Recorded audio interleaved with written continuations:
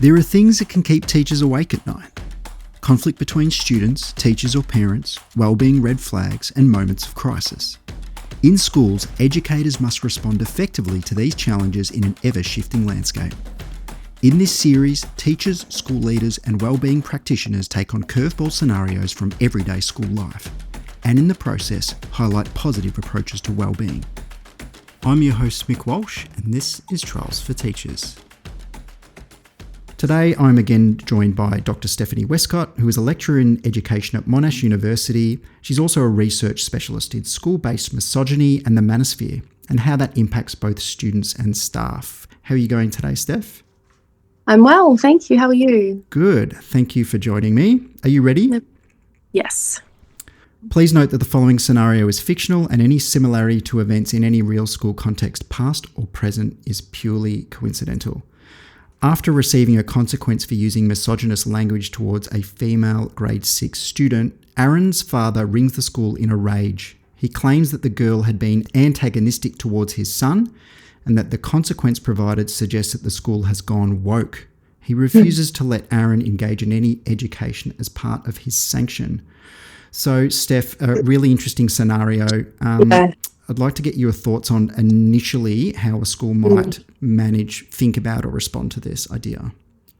Gosh, I mean, there's a lot here in this scenario, and I'm thinking a lot of things.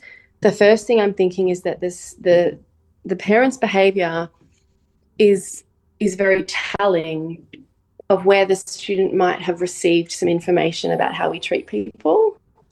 And so it's an explanation, and it's just, interesting insight. And schools work with families and communities, so we always know pretty well what's going on in young people's families. I'm torn with how to respond to this because on the one hand, I'm thinking this is a person, an adult, who needs some education about what has happened here.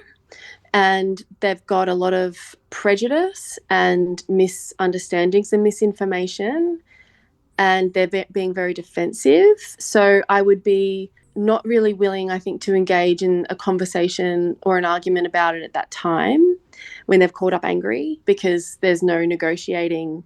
You would have to end up giving over, in a bargaining situation, which is what you'd be in. You'd end up just having to sort of acquiesce to their demands. And I just don't think that's fair. So I would be probably trying to set up a conversation at a different time.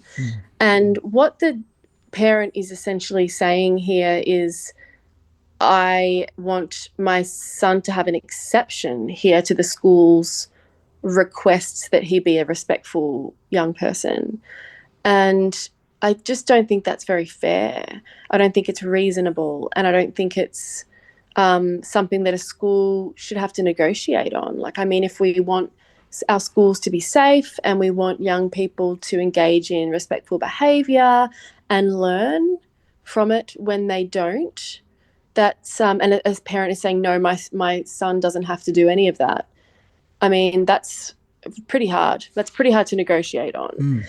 I think that requires some conversation for him, some pretty hard conversations about whether it's the right setting. And also my colleague, Dr. Naomi Fitzner, who's an expert in violence prevention, always says that we do this work in schools because we want all young people to live lives free of violence. We don't want any young person, no matter their gender, to go into their adult life expecting violence in their relationship or using violence in a relationship or just thinking that is normal. And when I hear her say that, I sort of think, well, who could argue with that? What parent or carer or teacher could say that's not something that I want for my child? Yeah. I think that's a really interesting point, Steph. Yeah. And I think aside from that initial, de-escalation, what you're getting at there is that the school is really setting the boundaries around how we work on this issue, even from that first phone call, to say that the approach that is being taken to this conversation right now is not fruitful, it's not productive, it's disrespectful, and we will convene at a time when it is going to work for everybody and that can be productive. I suppose in that, when you do get to that conversation with that parent, identifying impact can be really important, because even if this your views are really off base with this person who's rung in angry, and the views don't align with the school, let alone you as an educator or a human being. One thing, as you say, that people can maybe agree on is that someone has been impacted. And that those emotions, feelings around that are valid, and that experience is really valid as well.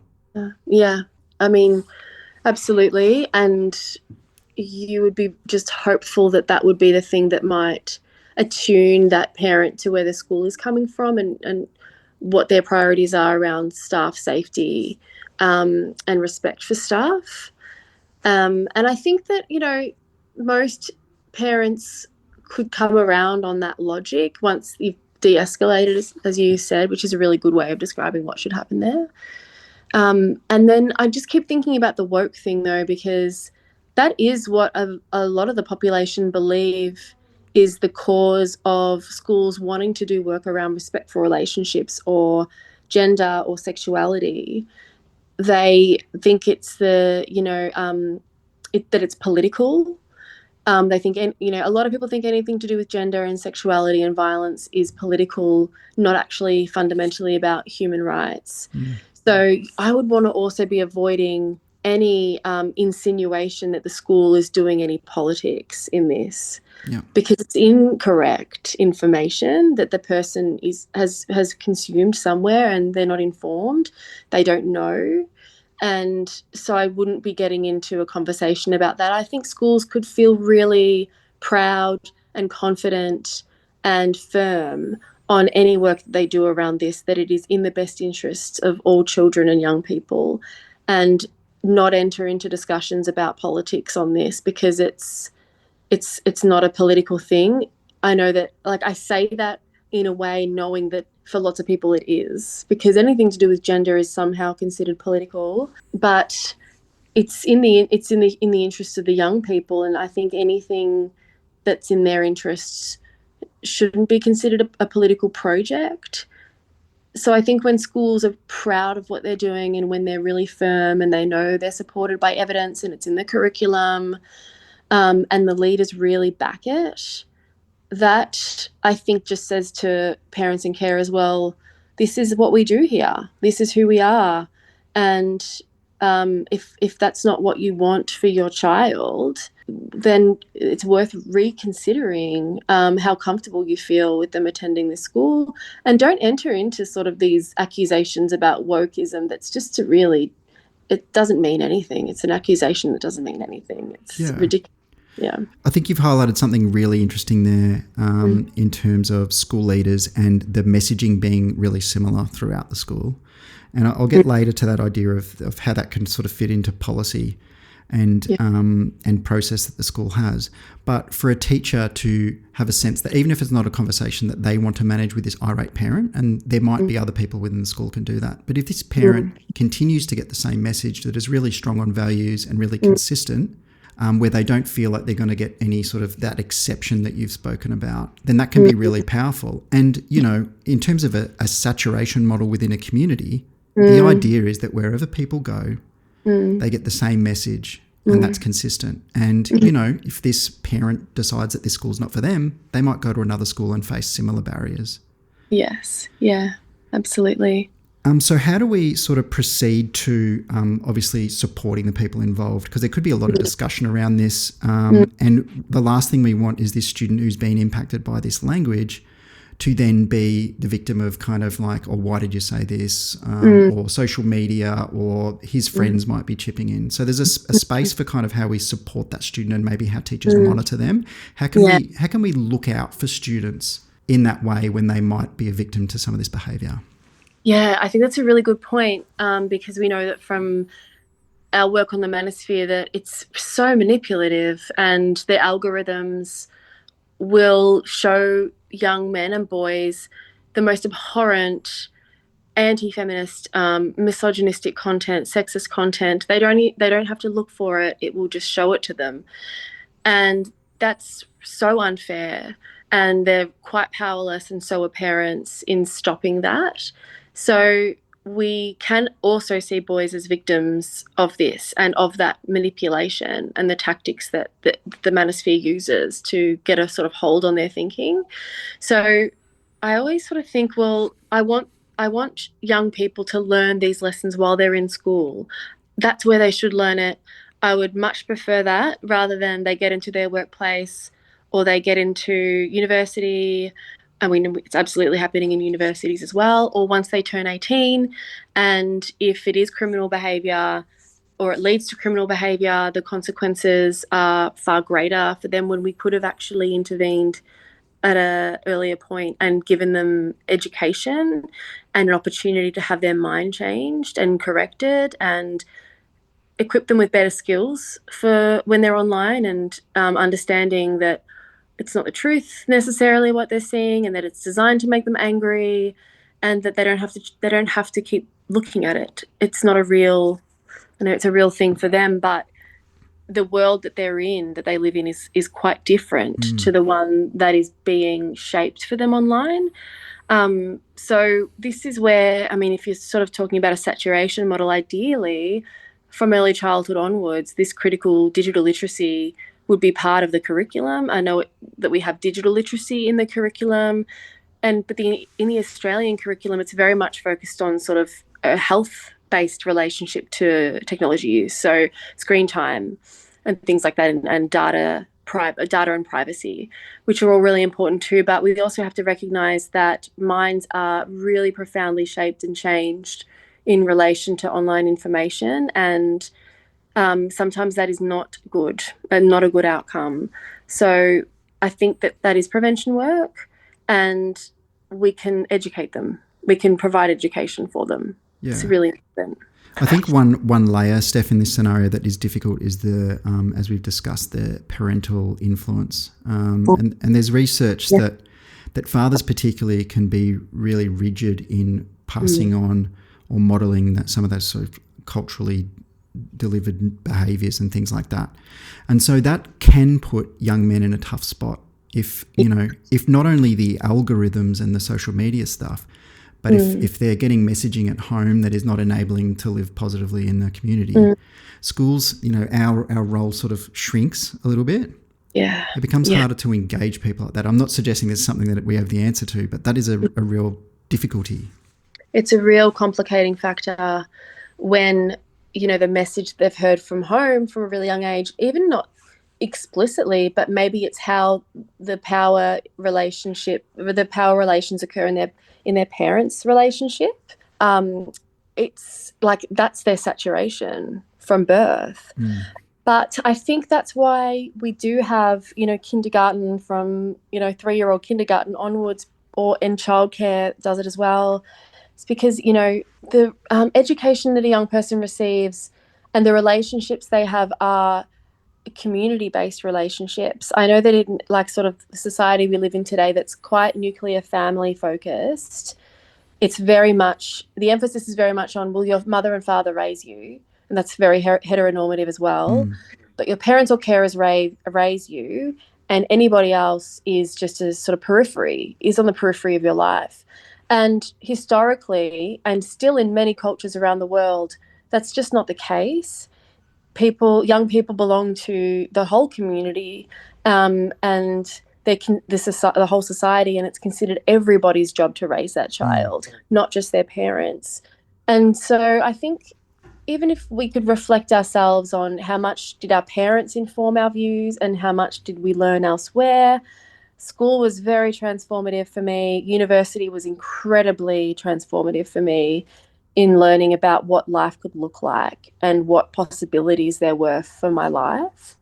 And so we can actually, school can be emancipatory, and we can liberate people from ideas that make them suffer or that have made their parents suffer. These could be gender norms or other types of ideas.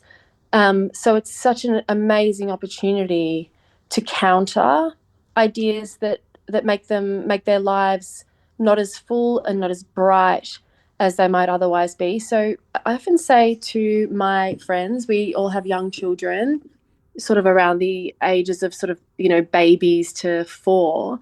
because we feel a lot of pressure to do a really good job of raising our kids.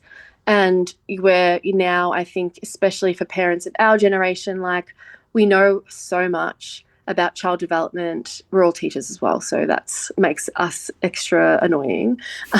But we know a lot about child development, speech. We want to immerse them in different cultural experiences. We want them to do all of these things. And I always remind my friends that there are lots of people who raise your children, and you don't have to do every job, every role. You're not a doctor. You're not. I mean, they are teachers in this instance, but your children's teachers will also be part of the community that raises them. And I think, like, my role as an auntie too, to provide a different perspective or more enrichment in other ways. So I think, thinking about parents, maybe like, and I say this as a parent, so I sort of can say it, we can just sort of reduce the emphasis a little bit on how much influence. It's not complete, it's not entire, it's formative, but they learn from everyone around them. And teachers are so important in that. There are so many teachers who I had who shaped me, and I'm still in touch with so many of my students who are now young people in their 20s, and I still feel like they're my little babies who I knew in year 7. And I still feel like a person who, is interested in them and wants something for them other than maybe what they have already. So I think that we can really expand the sphere of influence in young people's lives and see ourselves as really important as teachers. Yeah, I think that's a fantastic point. And you've highlighted there about the, important role models. And as a result of this, the school needing to hold the line on that and work and educate. But there is a position for people within the school who can be really positive role models to both of these students. I think that clearly the young man will need someone who's going to, be able to not only educate but give them examples of respectful relationships. And I think that the other thing is that maybe not touched on enough is that young people take their lead from the way that teachers interact with each other across gender lines or across authority lines or age or whatever it might be, cultural lines. And so if they're seeing those interactions, that can be a really important way to role model. Yeah, that is such a brilliant point. And because often in our line of work we get asked, who are some male role models for boys that we can show them? And we always say they do not have to be men. Boys do not just need men who are role models for them. Anyone could be a role model. But your point about young people seeing how their teachers are interacting with one another and learning from that is so important. And they do know they read so much into every interaction they observe. So I think if they see a version of a man or a woman teacher who engages with the opposite gender differently to what they've seen, I think it's incredibly important information for them and is correcting information for them. And you can be a role model, but it doesn't necessarily have to be that you're the person they're closest to, like you're the teacher who they are most similar to, or, they love sport and you're the PE teacher. So naturally it could be that you're their English teacher, and maybe, you don't have the strongest connection with them, but you're just a person they are interacting with and noticing. And that is enough just for them to see you, see how you live, see how you move through the school, see how you talk and interact. That is very important. It's very important. Yeah.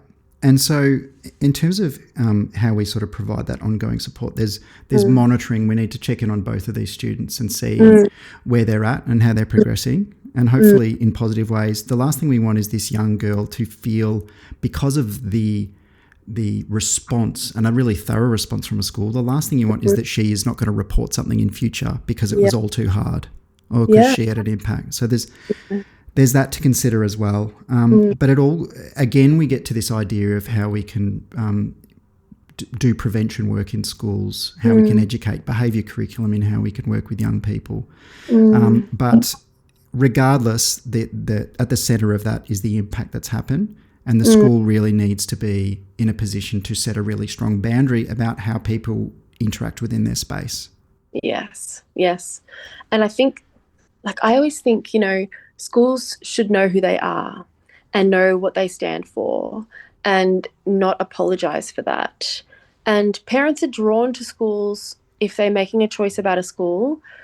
They're drawn to the values and the teachers who are there and what they represent. And I would never, the own choice that I've made for my son, I would never want the school to waver in who they are, because it's really important to me. And I will, as a parent, always want to believe in that and stand by that. So I think, don't underestimate that as a school, that parents want you to be who you are and they've chosen you for a reason. And lead them as well, lead them in understanding why you're doing that. They might not have the same information that we do, so we can be the leaders in the community who are doing what we know is really important. Yeah, that's a really fantastic point to finish on. So just a little bit of a recap there, Steph. We've spoken about that this one is particularly difficult because of the parental influence factor and that sort of generational kind of communication of ideas and values, which is really hard and hard for the student to navigate. But we want to make sure that the school set the boundaries around the communication or how the issue is handled and really stick to their values in a sense and not compromise those, and that it needs to be consistent. We talked about how we need to, in the way that we work with students, we need to protect particularly the victim, and that we don't want that narrative to continue on. We need, and something we highlighted really recently, is that we need to have really positive role models, and that young people can take their cues from what they see around them, particularly if we've got a small slice of the pizza in terms of the influence that they might be getting. Again, we get to that idea of upstream prevention and how schools can be really strong in that space. And I know previously, Steph, you've mentioned that respectful relationships is a really good sort of vehicle to, or social emotional learning is a really good way to provide that. And that we need to monitor those students. And we might even, just thinking of this now, we might need to look into how we might pair them, or it's something that people need to be aware of in terms of transition so that they can support both of them and give them that space. Thank you so much. Now, Steph, we always finish these discussions with a wellbeing wind down. Are you able to give us something that you do or are doing that is, providing you with a bit of positivity at the moment? Yes. So my son, for his birthday, wanted chickens for the pets. So we got some chickens, and I'm just very new in the chicken parenting space, but I found their presence to be so calming and soothing and peaceful. And I love watching them and hearing them. And I just think they're really underestimated company. They're gorgeous. I feel sorry for them because they're, I think, one of the most exploited animals on the planet. I think they would have to be up there. So I feel like I can do a little bit of repair in my soul knowing how much they're harmed. But sitting in the garden with them and listening to them and paying attention to how they're interacting with their world is very restorative. So I would highly recommend chicken therapy. Yeah. Look, and as mentioned to you, Steph, I'm also an owner of chickens. So if listeners don't have chickens, I think they're really missing out. Absolutely. Really needed to make that investment. Fascinating creatures. I'm just gonna go with it's something that I like to do. It's not for everyone, but I like to talk through something. Like if I've had a difficulty at work or I've got a worry or concern about anything, I'm a sort of person that needs to have that discussion with someone.